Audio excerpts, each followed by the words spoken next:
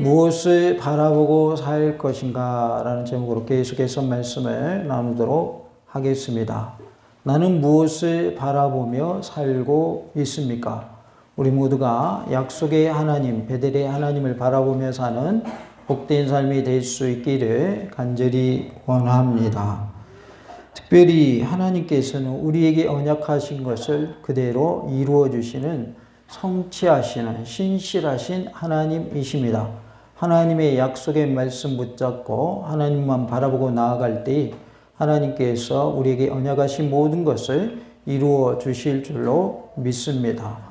무엇을 바라보고 살 것인가 함께 말씀을 나누므로 큰 은혜가 임하는 복된 시간, 은혜의 시간, 말씀 충만, 성령으로 충만한 시간 될 줄로 믿습니다. 무엇을 바라보고 살 것인가? 베델의 하나님을 바라보아야 한다라고 말씀하십니다. 12절과 13절에 이르시되 내 눈을 들어보라. 양떼를 탄 순양은 다 얼룩무늬 있는 것, 점 있는 것과 아롱진 것이니라. 라반이 내게 행한 모든 것을 내가 보았노라. 나는 베델의 하나님이라. 내가 거기서 기둥에 기름을 붓고 거기서 내게 소원하였으니 지금 일어나 이곳을 떠나서 내 출생지로 돌아가라 하셨느니라 라고 말씀하십니다. 내 눈을 들어보라 라고 12절에 말씀을 하고 있고 13절에 나는 베델의 하나님이라 라고 말씀을 합니다. 우리가 무엇을 바라보아야 할 것인가? 무엇을 바라보고 살아야 할 것인가를 말씀해 주고 있습니다. 우리는 베델의 하나님을 바라보고 살아야 합니다. 우리 눈을 들어보니 베델의 하나님이 우리 앞에 계심을 우리는 깨닫게 된다라는 것이죠. 우리 모두가 베델의 하나님을 바라보고 사는 복된 삶이 될 수 있기를 원합니다. 나는 베델의 하나님이라고 13절에 말씀을 하고 있는데 이것은 아노키 하엘 베델이라는 단어입니다. 나를 강조하는 1인칭 대명사 아누키와 하나님인 엘의 정관사 하가 붙어서 나는 베델의 그 하나님이다라는 뜻입니다. 이것은 시간을 초월한 연계성을 강하게 부각시키는 말로서 도피 중에 있는 야곱에게 나타나 언약을 맺은 장소인 그 베델이 20년이 지났지만 지금도 기억하시는 하나님이라는 뜻으로서 언약에 대한 하나님의 절대 불변의 신실성을 확증해 주는 선언입니다. 20년이 지난 이때에 나는 베델의 하나님이다. 그래서 나는 베델의 그 하나님이다라고 원어에서는 밝히고 있는 것이죠. 베델에서 내가 기둥에 기름을 붓고 내게 언약하지 않았느냐. 그런데 내가 너를 기억하고 있다. 나는 그 베델의 하나님이다 라고 말씀하시면서 지금 일어나서 이곳을 떠나서 내 출생지로 돌아가라 이렇게 말씀을 하고 있습니다. 야곱이 기둥에 기름을 붓고 소원한 곳이 바로 베델입니다. 베델의 하나님은 곧 언약의 하나님이십니다. 베델의 하나님을 바라보시기 바랍니다. 우리와 약속하신 것을 언약이라고 합니다. 하나님과 우리 사이의 약속을 언약이라고 하는데 하나님은 언약의 하나님이십니다. 그래서 약속하신 것에 대해서는 반드시 이루시는 분이시다. 그래서 성경에 쓰여진 약속의 말씀들이 다 이루어질 것을 믿는 믿음으로 우리가 기도하고 하나님을 바라볼 때에 하나님께서 그 말씀대로 다 성취하여 주실 줄로 믿습니다. 야곱의 경우에는 20년이 지났지만 하나님이 기억하고 계신다 그 말이에요. 20년이 지났으면 우리가 살다 보면 잊어버릴 수가 있는데 하나님은 여전히 뭐하고 계시더라? 기억하고 계시더라라는 거예요. 우리가 하나님께 기도했는데 어느 순간에 보니까 하나님이 이루어 주신 것을 우리가 깨달을 때가 있어요. 나는 기도하고 잊어버렸는데 하나님은 내 기도를 잊지 않으시고 성취해 주신 것을 보게 됩니다. 그러기에 우리는 베델의 하나님을 바라보는 신앙으로 승리할 수 있기를 원합니다. 다 같이 봅시다. 내가 잊어버려도 하나님은 잊지 않으십니다. 우리가 그럴 수 있거든요. 하나님 이거 좀 해주세요. 기도해 놓고 내가 스스로 잊어버릴 수 있어요. 그런데 하나님은 나는 잊고 있을지라도 하나님이 잊지 않으시고 그 기도를 응답해 주시는 것을 볼 수 있습니다.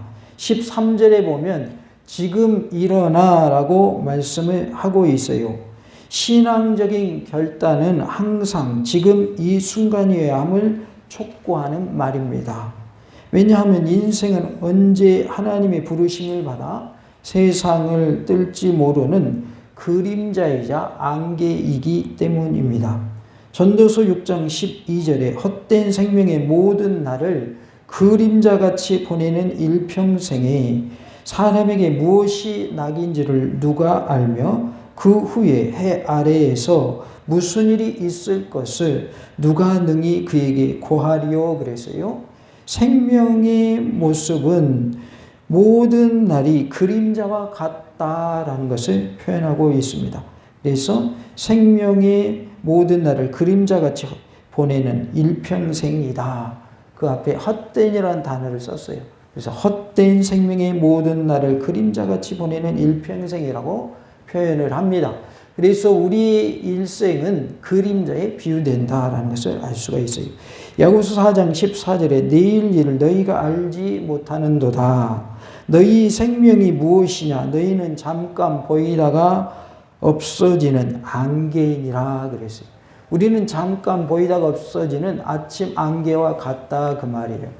우리 일생이 70이요 80이죠. 요즘에는 100세 시대이고 앞으로는 이제 120세를 바라보는 시대 속에 우리가 살고 있는데 아무리 우리가 오래 살아도 또 무드살같이 969세를 산다 한들 영혼이라는 시간 속에서 우리의 생명의 날은 오래 산 거예요? 잠깐 산 거예요?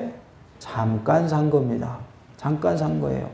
100세를 사시고 이번에 또 우리 성도님 한 분이 돌아가셨는데 100세를 사셨지만 서운한 건 똑같아요. 그래요 안 그래요? 똑같습니다. 오래 사셨다고 해서 안 서운한 게 아니에요. 우리 세월이 아무리 길어도 영혼이라는 시간 속에서는 잠깐인 거예요. 그래서 우리의 산 인생을 영혼이라는 시간 속에 비유해 보면 점에 해당된다. 그것도 보이지 않는 점에 해당된다.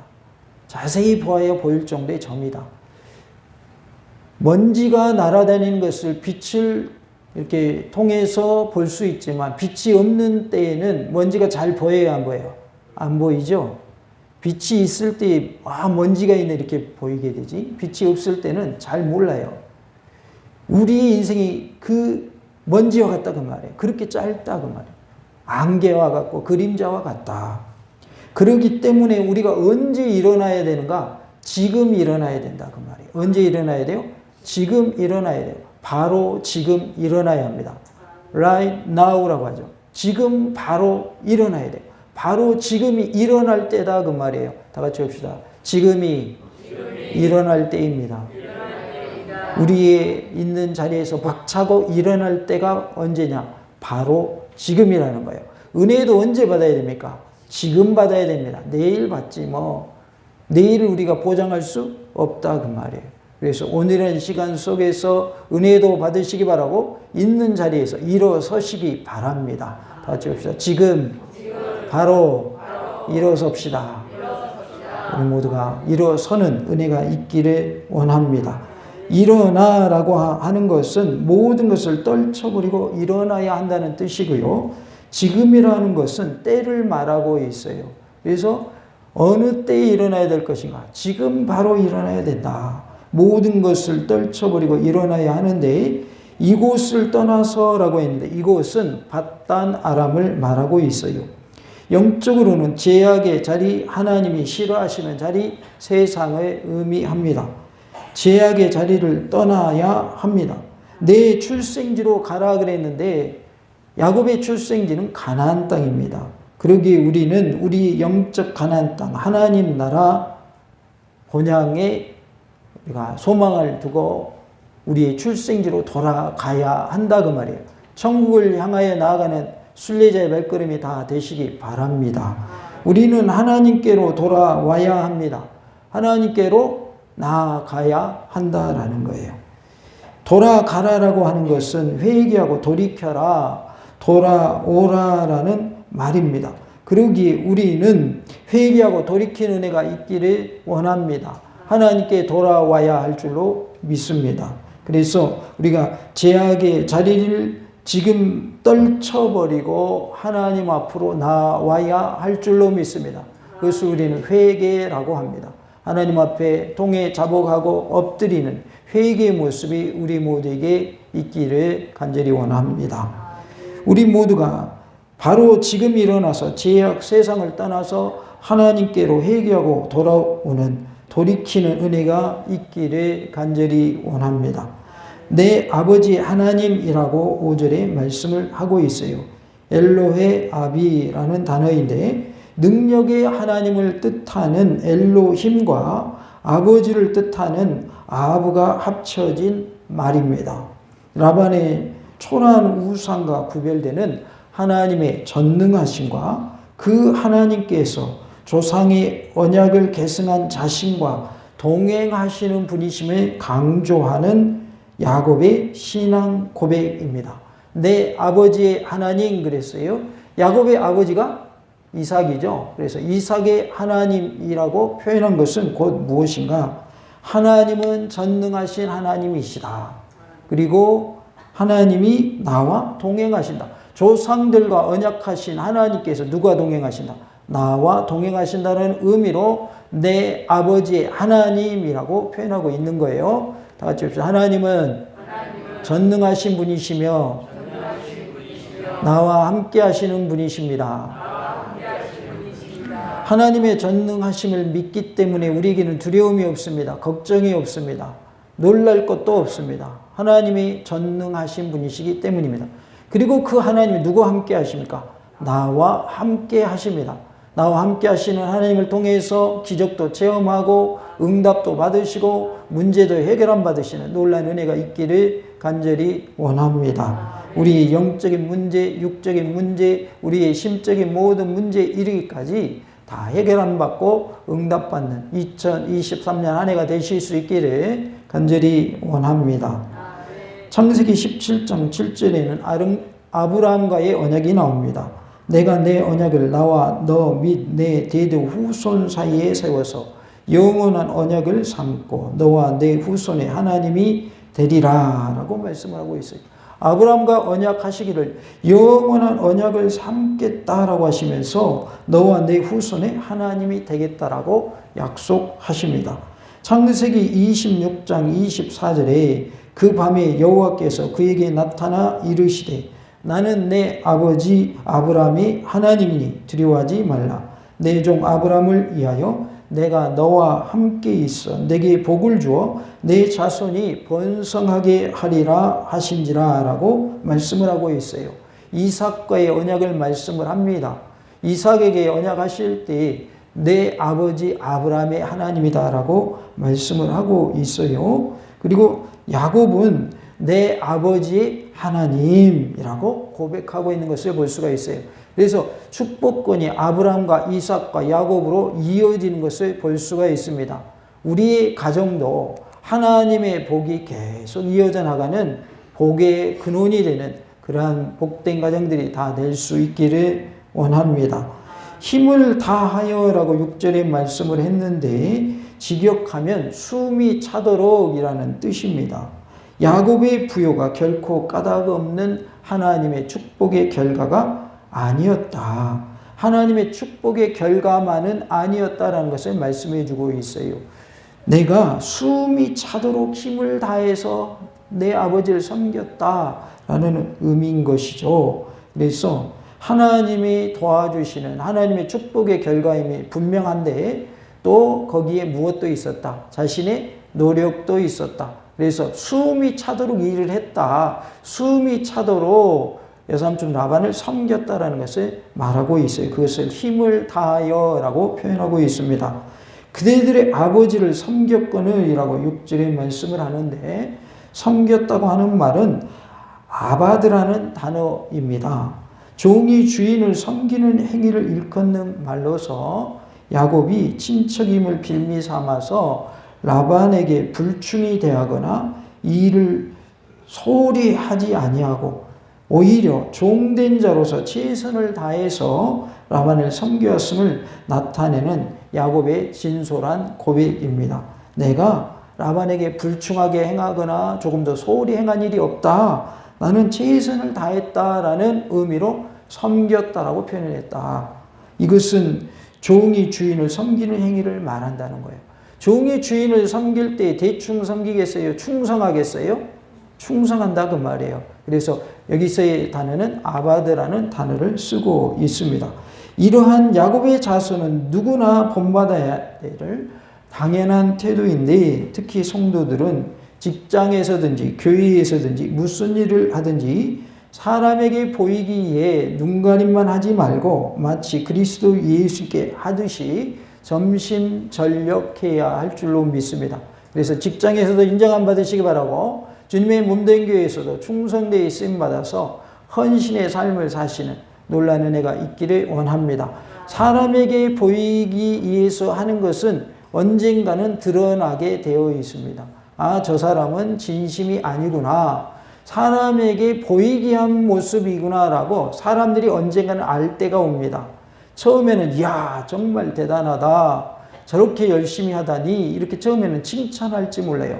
그러나 나중에는 그 사람의 본심이 드러나게 되어 있어요. 꼬리도 길면 어떻게 된다고 그래요? 잡힌다고 그러죠. 내가 정말 전심전력해서 마음을 다하여 성품을 다하여 힘을 다하여 정성을 다하여 온 마음 다하여 하나님 섬기는 것이 아니라면 언젠가는 그 모습이 드러나게 되어 있다 그 말이에요. 드러나게 되어 있다. 우리는 낱말은 누가 듣는다고 그래요? 새가 듣고 반말은요 쥐가 듣는다고 그러죠. 내가 무심히 내뱉은 말이 누군가에게 들려져서 아, 저 사람이 하는 저 헌신, 저 봉사, 저 섬김은 진짜가 아니었네라고 드러날 때가 나타난다고 드러날 때가 있다고 말이에요.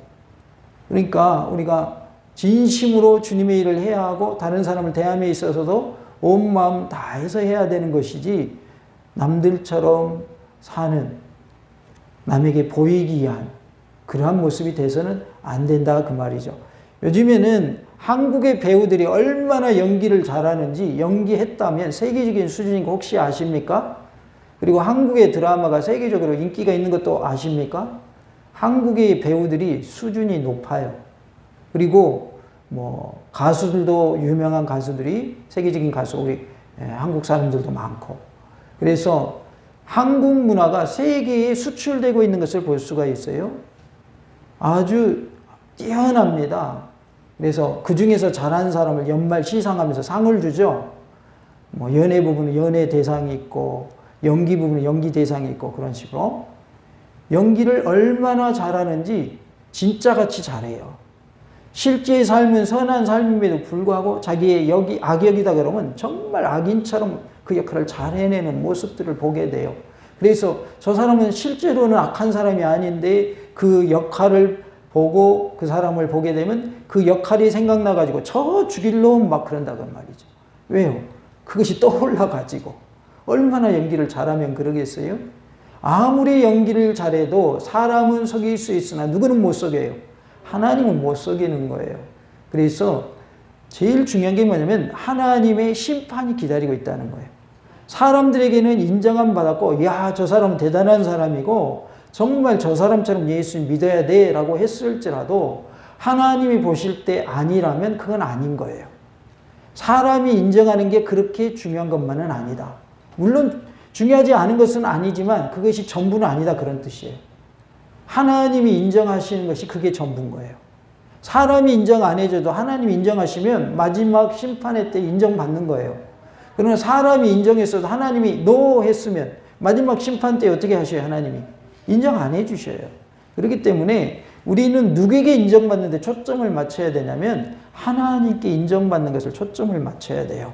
같이 해봅시다. 하나님께 초점을 맞춥시다. 우리가 어떤 사진을 찍는 것도 초점이 맞아야 선명하게 잘 나오죠. 하나님께 초점을 맞추세요. 초점이 안 맞아가지고 사진이 흐릿하게 나오는 것처럼 우리의 삶이 흐릿하면 하나님 인정 안 해준다 그 말이에요. 선명해야 된단 말이에요. 하나님 보실 때 인정할 만한 모습이 되어야 할 줄로 믿습니다. 우리 모두가 하나님의 은혜 가운데 눈 가림만 하는 모습이 되지 말고 누구에게 하듯이 예수님께 하듯이 모든 것을 행하는 복된 삶에 다 될 수 있기를 원합니다. 그대들의 아버지가 나를 속여라고 7절에 말씀을 합니다. 속여라는 표현은 헤텔이라는 단어인데 간사하게 취급하다, 실족해 하다라는 뜻으로서 가능한 모든 수단을 동원하여서 상대를 실족해 하려는 행위를 말하고 있어요. 이것을 속인다라고 말하고 있습니다. 우리가 모든 수단을 동원해서 상대를 실족해 하는 일을 하면 될까요? 안 될까요? 안 된다 그 말이죠. 속이지 말라는 것이죠.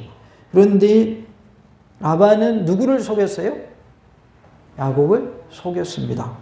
10번이나 라는 단어가 말이 7절에 나오는데 문자적으로 반드시 10번이 아닌 할 수 있는 대로 자주라는 뜻이고 여러 차례 내지는 10이라는 숫자가 상징하듯이 거의 매번의 뜻으로 쓰였습니다. 그래서 가득 찬 수의 개념으로 10번이나 속였다라고 표현을 하고 있어요. 성경에서 7이나 10은 완전수이거든요. 그래서 한두 번 속인 것이 아니라 엄청나게 많이 속였다는 의미로 10번 속였다고 표현을 했고요. 변경하였느니라 라고 7절에 말하는데 라반이 야곱의 임금 착취를 위해서 원래의 약정을 임의로 변경해서 영구한 고용사이로 머물게 하려 한 것을 알 수가 있어요. 처음에는 죽게 해놓고 약속을 지켰어요? 안 지켰어요? 안 지켰어요. 처음에 라반은 얼룩이나 점이 있는 모든 가축을 야곱에게 주기로 하고 30장 32절 35절에서 약속했다가 다시 규정을 고쳐서 점 있는 한 부류로 8절에 국한했다가 또 번복하여서 얼룩무늬만으로 한정한 모습을 볼 수가 있어요. 점 있는 것이나 또는 얼룩 있는 것 다 너의 것 해라 그랬다가 또 변경해서 얼룩이 있는 것만 네 거 해 또 그랬다가 점 있는 것만 네 거 해 이런 식으로 바꿨다 그 말이죠. 그러함에도 불구하고 하나님은 누구의 것이 되게 하셨어요? 야곱의 것이 되게 하셨습니다. 해치지 못하게 하셨으며라고 7절에 말씀을 하는데 해라고 하는 단어는 라라는 단어인데 신성모독적인 문맥에서는 혐오스러운 것을 뜻하지만 7절에서 해치지 못하게 한다라고 할 때는 부정직으로 말미암는 재산상의 손실을 말하고 있습니다. 그래서 해치지 못하게 하셨다. 재산상의 손실을 입지 않게 하셨다. 해에 입지 않게 하셨다라고 말씀을 합니다. 8절에 그가 이르기를 점 있는 것이 내 싹시 되리라 하면 온 양떼가 나은 것이 점 있는 것이요 또 얼룩무늬 있는 것이 내 싹시 되리라 하면 온 양떼가 나은 것이 얼룩무늬 있는 것이니 라고 말씀을 하는데요. 되리라 하면 온 양떼가 나은 것이라고 말하고 있는데 거듭되는 라반의 술수 가운데서 야곱이 피해를 당하지 않도록 하나님께서 계속적으로 역사하시고 돌보신 것을 잘 나타내주고 있어요. 그러니까 하나님이 우리를 돌보시는 것은 계속적인 돌보심이다. 계속해서 우리를 지켜주신다. 계속해서 우리와 함께 하신다는 것을 말씀해 주고 있어요. 그래서 하나님은 계속적으로 역사하시고 계속적으로 돌보신다. 늘 나와 함께 하신다라는 것을 말씀해 주고 있습니다. 하나님이 이같이 그대들의 아버지의 가축을 빼앗아 내게 주셨느냐라고 9절에 말씀을 합니다. 빼앗는다는 말은 나찰이라는 단어인데 일반적으로는 구원하다라는 뜻으로 사용되지만 여기 9절에서는 되찾다 또는 도로 돌려주다라는 뜻으로 사용되었습니다. 즉 하나님께서 본래 야곱의 소유가 됨이 마땅한 것을 라반의 손에서 되찾아서 야곱에게 돌려주었다라고 하는 강한 표현인 것입니다. 하나님이 우리 아버지에게서 취하여 가신 재물이라고 16절에 말씀을 하는데요. 하나님이 빼앗아 돌려주신 재물을 말하고 있어요. 원래 누구 건데? 원래 야곱 건데 누가 안 주니까? 라반이 안 주니까 하나님께서 누구에게서 빼앗아서 라반에게서 빼앗아서 누구에게 주셨다? 야곱에게 주셨다 그 말이에요. 그러니까 우리가 하나님이 하신다는 것을 믿으면 걱정이 없는 거예요. 이번에 한 권사님 그런 표현을 하시더라고요. 내가 하지 않아도 하나님이 알아서 다 해주셨다고. 하나님 그렇게 하심을 믿으시기 바랍니다. 내가 하려고 하지 않아도 하나님 해주셔요. 하나님 해주신다고요. 그래서 우리 삶 속에서는 하나님이 원하시는 방향이 있고 하나님이 원하시는 방법이 있단 말이에요. 하나님이 좋아하시는 일이 있어요. 그런데 내가 그렇게 되기를 원해요. 그런데 주변 상황이 여의치가 않아요. 그런데 하나님이 되게 하시더라 그 말이에요. 내가 하려고 하지 않아도 하나님이 그렇게 되도록 해주셨다. 이것이 권사님의 고백입니다. 우리 삶 속에서도 내가 하려고 하지 않아도 되게 하시는 그러한 체험을 하시며 사시기 바랍니다. 하나님이 되게 하십니다. 다 같이 봅시다. 하나님이 되게 하실 줄로 믿습니다.